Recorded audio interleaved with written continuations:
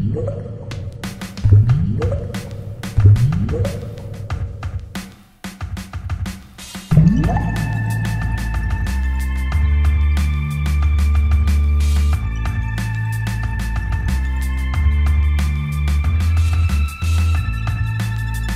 everybody, welcome to Board Online, Board Offline. Today we've got our most played games of all time based on hours played. Now next month we'll have our most played games of all time based on the number of individual plays.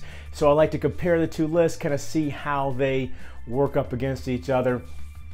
And this list is as of the end of November. So that'll give you an idea of, anything I've done so far this month isn't going to count towards this.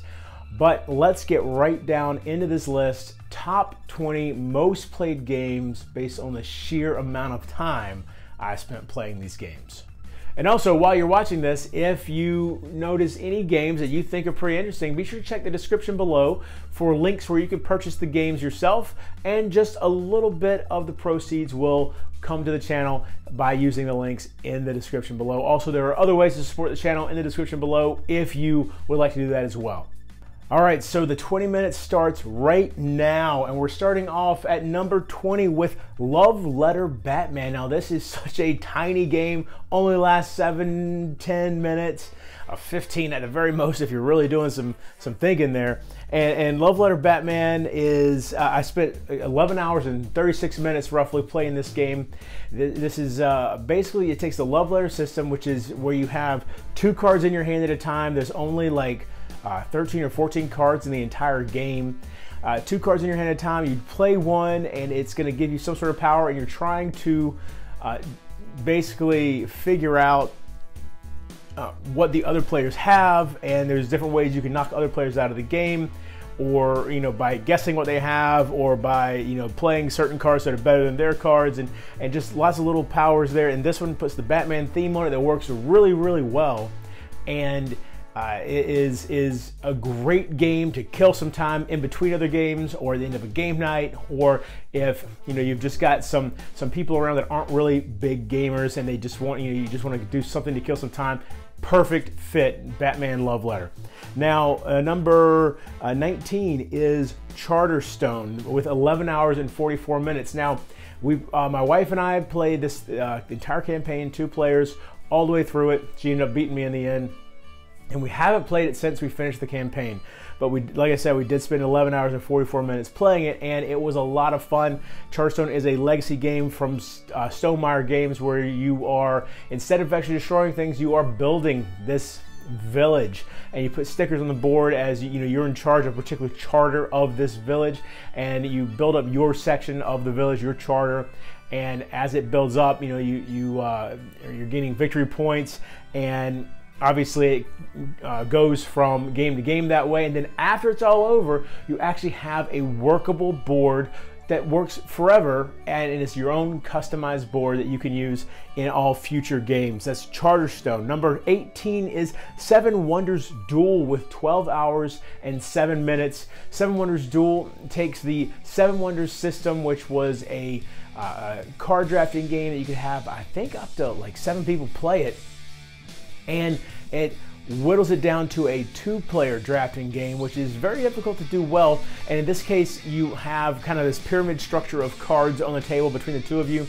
And some of the cards are face up, some are face down, and they kind of overlap each other. And in order to turn the face down cards face up, you have to draft the cards that are covering it up, and then at that point it turns over. So a lot of times you have the choice, well, if I draft this card, I know I want the card that's on top, but what's that one underneath? Is it going to be something that my opponent would really want to use and draft as on her very next turn? So that's definitely something that really adds to that decision making when it comes to what you're going to draft, and that's how the 2-player drafting works really well. Seven Wonders Duel. Number 17, Majas of Badness, First Edition with 13 hours. Now this is one that's just going to kind of hover around on the list until I get enough above it, because obviously I have moved on to 2nd edition. I actually pretty much cannibalized 1st edition in the process of transferring everything over to 2nd edition, because of the fact that I had used some glue and stuff on the minis, and it basically 1st edition I can't play anymore. And however, First edition was the second game, the second designer, board game that I ever got into. Absolutely loved it. It basically solidified this hobby's grasp on my mind, and we had so much fun playing it when we did play it. So many nights, so many fantastic memories, and game moments that I remember very. A lot of games you remember, oh, I love playing that game, but you don't have specific memories. This one, multiple very specific memories of playing this game because of just some of the things that happened in the game. It was a lot of fun. Mansions of Madness First Edition. Next up is number 16 with Friday. Now this is a solo only game that I've spent 13 hours and 41 minutes playing. And this was actually number 14 last year, so it's dropped a little bit in terms of the place on the list. And it is it's basically a card deck building game where you start with a deck of cards that's pretty much all crap cards, and you're going through the deck, and there's another deck of not events. What are they? Basically hazards or something like that, I believe is what it's called. And you're trying to work your way through this as Robin, or you're Friday helping Robinson Crusoe on the island that he got was deserted on. And as you're going through this, every time you go through that hazard deck, it's going to get more difficult the next time you go through it. And you're trying to make your deck more powerful to be able to handle what's happening there. Number 15 is the Seventh Continent. Now, this wasn't on the list last year because this is brand new to me this year. 14 hours and 42 minutes. This is one where you are on the Seventh Continent, and you have been cursed, and you're trying to figure out how to lift this curse. And the cool thing with the Seventh Continent is that the entire continent is set in terms of what the terrain is. It never changes. It's not randomized, and as you go through it, you're exploring and you're flipping cards over. It's a modular board, but again, not randomized. And as you go through it, you're dealing with events, and you're discovering the terrain, and you're dealing with, you got to go hunting for food, and your deck of cards, the action deck that you're drawing from is also your life force. So you have to kind of be careful with how fast you're going through that and find ways to replenish it through eating and through other events. The Seventh Continent is absolutely fantastic. Number 14 is Risk Legacy with 15 hours and 16 minutes. This was number 12 last year. This is one that I have not gotten to the table at all lately. It's hard to find people to play it. It's difficult to get people to want to play it, and I don't know. This one, I'm afraid is going to sit unfinished on my shelf forever. Again, it's a legacy game, so it takes the risk system, makes it where it's about 45 minutes to an hour instead of that long game that everybody knows. And the things that happen in the game often cause permanent changes to the board. Sometimes you're ripping cards up because they're gone forever and that sort of thing. And as you're playing, though, there's multiple factions and with different powers, and there's like aliens and mutants and all kinds of stuff in the game that you eventually unlock. But I just can't get it to the table, so it'll probably just stay right here forever. Mechs versus Minions at 17 hours and 47 minutes, number 13. This was number 9 last year. I've not gotten to this table nearly as much as I thought I would. The campaign has kind of stalled out for me about halfway through. I think it has more to do with the games that I have gotten since then than it does with Mechs vs. Minions itself. I do want to get it back out and at least try to finish that campaign. This is a programming game where you have Yordles from the game League of Legends, and you're fighting against there's literally 100 minions that come in the game, and also a boss minion as well. And you have all these different missions that have pretty different objectives, and you're basically programming your mech at the beginning of every mission, and you're grabbing more cards and adding them to your program. And as you go, obviously, as with any programming game, different things happen that you don't expect. You might run into a different mech, or you might run into a lava flow or whatever. Lots of different possibilities here as far as anytime you take damage, it damages your programming and makes all kinds of crazy things happen. Number 12 is Splendor with 17 hours and 53 minutes. This was number 11 last year. Splendor is a game, technically you're gathering gems or whatever. It's not really a whole lot of theme here.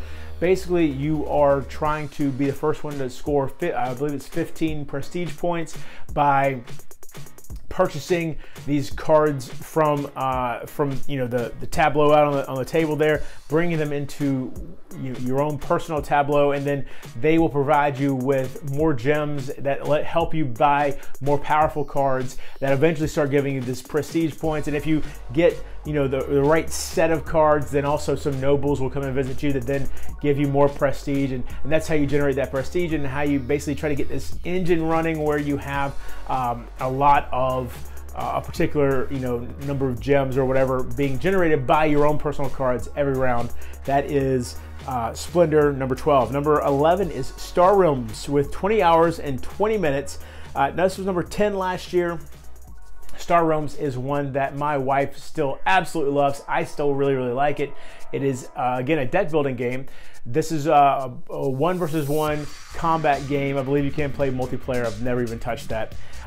And as you build your deck, you're bringing in cards that give you more life, or cards that help you, you know, weed out the bad cards from your deck, or cards that deal damage. And you're throwing damage at your opponent, and they're trying to block it with space stations and other stuff like that. And basically you go back and forth until one person has taken the other one down from 50. It's not even called life, it's called authority, because it's your authority in the galaxy, I guess. But that 1v1 back and forth, constantly throwing damage, and by the end of the game you're tossing out 20 damage at a time. It's pretty awesome. Star Realms, my number 11. Number 10 is Ziya, Legends of a Drift system with 24 hours and 12 minutes. This was number 7 last year. Ziya is a massive sandbox game where you are the captain of a ship, and you're flying around, discovering planets, mining asteroid belts, you know, trying to salvage from wreckage, or shoot down, you know, be a bounty hunter and shoot down the bad guys, or be a pirate and go shoot down the good guy, whatever. Lots of different options here. It's a beautiful game, so colorful. The ships come pre-painted. It's so fantastic. It's a lot of fun. And when you know, there's coupled that with, there's a big expansion, and then also a little card expansion that's coming in soon. And by the way, the expansion is absolutely necessary in my mind. It really adds a lot and really tweaks some rules that make Ziya from a good game to a fantastic game. So that is Ziya Legends of a Drift system. Number 9 is Majas and Badness, 2nd edition, with 26 hours, 26 minutes. This was number 8 last year. Majas and Badness 2nd edition takes that 1st edition, where one player was the bad guy, everybody else was the good guy. The bad guy is now an app, so all the players are playing cooperatively on the same team. Also, it now has an exploration aspect to it, because the app slowly reveals the map to you instead of having the entire map laid out on the table ahead of time. And because of that, it really gives a sense of mystery and foreboding, and you just really don't know at all what's going on, and you're slowly discovering it and digging into this mystery, and you know, in this 1920s Cthulhu-esque mystery that you've got going on, and it is a lot of fun. That is my number 9, Majas and Badness 2nd edition. Number 8 is Pandemic, the regular Pandemic with 30 hours, 56 minutes. This is my number 4 last year. Pandemic is a game that will always have a special place in my heart. It was one of the first games that my wife and I really got obsessed with together. We played a ton of it, obviously. You know, introduced it to a bunch of friends. You are a scientist, or basically you're a CDC crew that's trying to stop 4 different pandemics, 4 different diseases from ravaging the world. All you need to do, you don't have to cure them all. You don't have to get rid of them all completely. You just have to find the cures for all 4, and then you win the game. But in the meantime, you're also trying to prevent outbreaks and prevent, you know, the populations from being completely decimated by these diseases. That's Pandemic, my number 8. Number 7, Star Wars Imperial Assault with 33 hours, 42 minutes. This was my number 5 last year.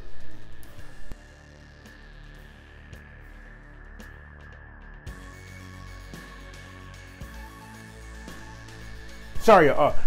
Okay, I got a little bit of cold here. Trying to keep going here though. All right, so Star Wars Imperial Assault, number 5 last year, and it is basically Star Wars ground troops, ground battles, and you can have one person be the Empire, everybody else be the good guys, or you can play with the app where the app controls the Empire and all the good guys are on the same team, or all the players are the good guys on the same team.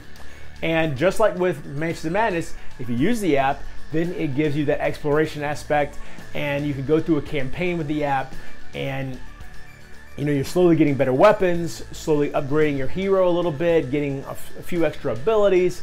It is a lot of fun, and I really need to really dive into this app a little bit more because there's so much in there that it offers that I have not seen yet.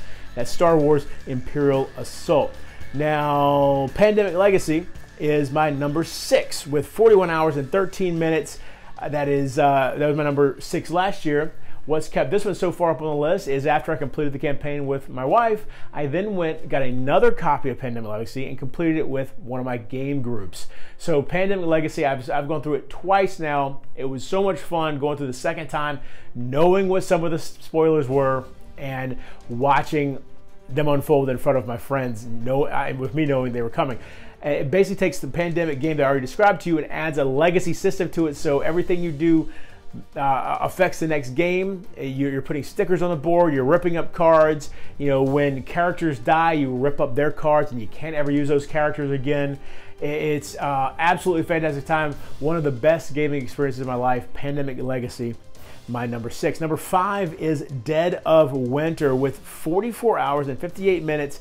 This was number 3 last year. This is a game that my main game group got completely obsessed with for a while. I just played it constantly. We put so much time into this game. My wife loved it as well when we first got just constantly playing Dead of Winter for a long time. And you are in a zombie apocalypse, but the zombies really are more of a backdrop because really it's the interactions between the players, because you have a main objective as well as secret objectives, and the players don't win unless they meet both their secret objective and the main objective. If they don't meet both, then they lose the game. So that makes play, and also, by the way, you may have a traitor in your midst as well. And so you've got these players that are trying to meet their secret objectives, but sometimes it makes them look like a traitor, and you're going out and into the town to try to scavenge for supplies. But while you're doing that, you have to roll this die that if you roll this one side of the die, it's a 12-sided die. One side is an instant kill for whatever that character is. So then you're like, well, I should use gas to go somewhere. Dead of Winter is so much fun. Number 4 is Gloom Haven with 44 hours and 27 minutes. This was not on the list last year. It is brand new. Gloom Haven is a massive, I think, Elder Scrolls from Xbox, computer, whatever.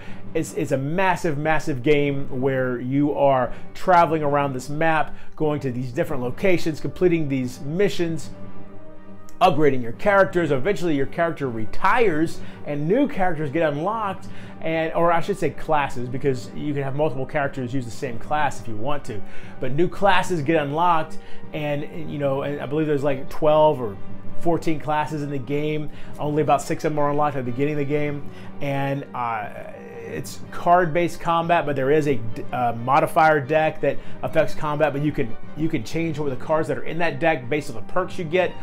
Oh, so much fun. Gloom Haven, my number 4. Number 3, Thunderstone Advance with 52 hours and 10 minutes. This is my number 2 last year. My main game group I keep talking about, this is the game that they were originally obsessed with. This is the one that got them into, all 3 of them were brought into gaming with this game. This is a deck building game where you have a village area and you have a dungeon area, and you purchase cards from the village, and then you go to the dungeon, and it's all pretty abstracted, but you fight the monsters in the dungeon, and then you get rewards for beating them, and so then you go back to the village and get better cards, and you've got heroes, and the heroes are all starting at level 1, but then you can upgrade them level 2, level 3, and they get massively powerful when they get to level 3 a lot of the time.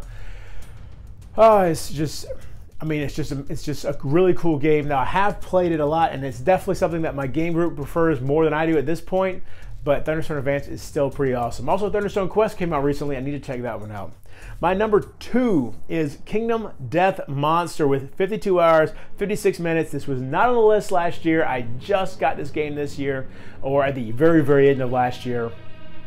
Again, Kingdom Death Monster. This is a game where it is massively difficult, brutal, fun game where you wake up in this hellscape and now you're fighting all these awful, terrible monsters, and the way that works is they have this AI deck, and you draw from the AI deck and it tells you what the monster is going to do on this turn. Every time you wound the monster, or every time you hit the monster, you draw from a hit location deck. It tells you where you hit that monster, and then you roll again to see if you wounded that location. If you did wound it, then the AI deck loses a card. So every time you wound the monster, its abilities are diminished, and sometimes if you critically wound the monster, that hit location card will tell you, oh, look, this cool effect happens because you did this critical wound to the monster. Sometimes you get resources from it. Sometimes you cripple it. Just a lot of really cool things there. Kingdom Death Monster. And finally, my #1 most played game of all time is Mage Knight with 57 hours and 10 minutes. This is my #1 last year as well. Mage Knight is just a game, it's got a little bit of deck building in it. It is an adventure game where you are traveling through the countryside and into cities, and you're running across monsters and bandits and or thugs or whatever they're called, all kinds of different things, different soldiers, and you're fighting them. With all of it is cards from your hand. Very little luck in this game. It's almost entirely based on the cards you draw and the cards you put into your deck. That's Mage Knight, my #1. So real quick, to give you a quick idea of what this list is kind of based off of, I have played 1,201 plays of games in my time keeping track of all this, and I played 140 different games and spent roughly 905 hours total playing board games since I started keeping track back in 2014. So, also, and my H index is 19. So, if you don't know what your H index is or what an H index is, it's pretty interesting statistic to take a look at. Basically, by being 19, that means that I have played 19 games at least 19 times. And so, obviously, the larger that H index gets, the harder it is to maintain because you have to play. You know, like if you get to the point where you're 43, you've played 43 games 43 times. That's a very difficult stat to maintain. And there you go. Those are my most played games of all time based on the number of hours played. I hope you enjoyed this video. If you did, please give it a thumbs up. If you like the channel, please subscribe. If you want to support the channel, be sure to check the description below for various ways you can do that, including purchasing any of these games that you saw in this video through the links in the description below. And until next time, if you're bored online, board offline.